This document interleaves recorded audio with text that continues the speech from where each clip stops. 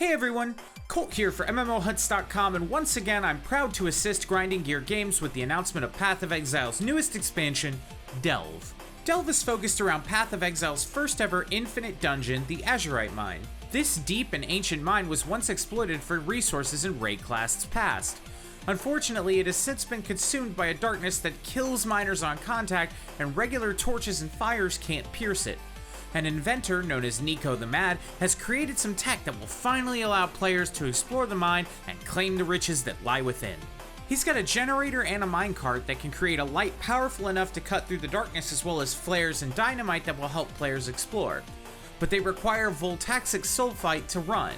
You'll encounter deposits of this through your regular play, but you can only store a certain amount at a time. This limit on how much you can gather at a time leads to some interesting decisions on when to delve into the mine and for how long. You'll begin to encounter delve content at around 10 minutes into playing a new character, so new characters won't have to wait long before they can dive in. The delve content also ramps up in difficulty as your character progresses through the mine. Once you're in the minecart, which is called the Crawler, travels from one point to another while casting out its light. If you stay within the light, you'll be safe from the darkness. Stray out of it and you'll take exponentially stacking amounts of damage. If you lag behind the Crawler, it will slow down for you though, so don't worry.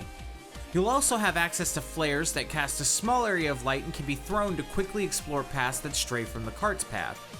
In addition, dynamite can break through unstable walls and reveal even more secret passages. As you defeat monsters in the mine and reach new levels, you'll be rewarded with azurite. You can use this valuable resource to upgrade your cart, flares, and dynamite.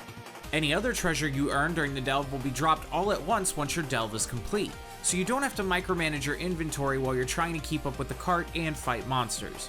It's not all just rocks and darkness though. There are a ton of biomes underground, each with its own monsters, bosses, and secrets. These range from petrified forests, to ice caves, to massive ancient cities. The delve isn't all that's new though. The new expansion also introduces a new socketed type of currency.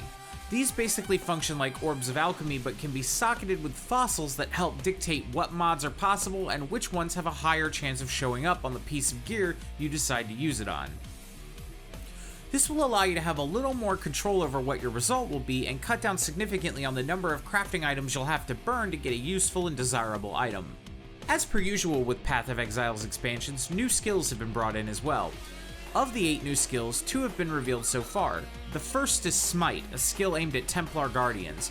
When you strike an enemy with Smite, a nearby enemy is also struck with lightning, dealing AoE damage. The skill also creates an aura that grants the Guardian and his teammates added lightning damage and the chance to shock. The other is Toxic Rain, a bow skill for Chaos Pathfinder builds. The rain creates spore pods that slow nearby enemies and deal chaos damage until they explode, dealing more chaos damage. This skill synergizes really well with other chaos damage bow skills like Caustic Arrow.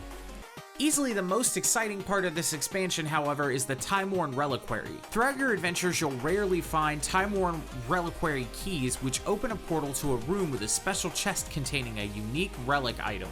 The items available from this chest are unique items from past leagues that can't be obtained anymore. These items will also have a holographic effect in menus, which looks pretty awesome. Here's the kicker: the items' chances to appear aren't weighted. Each time you open the chest, you'll have exactly the same chance to get any of the items you haven't already received. Getting there won't be easy though, as these keys are extremely rare. Finally, Delve will also bring a few graphical improvements to the game, including an overhaul to the lighting system, which now supports global illumination and ambient occlusion. Water is also now fully simulated with dynamic speeds and directional flow based on terrain. For those of you who don't follow, here's the short version. Spells and light sources now give off light in a more realistic way, and the environments also reflect it realistically. Shadows and water are now also more dynamic and centered around light sources and riverbeds respectively. A bunch of monsters also got some nice visual updates.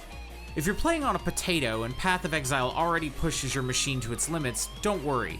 You'll have the option to turn these features on or off individually to save those precious frames if you need to.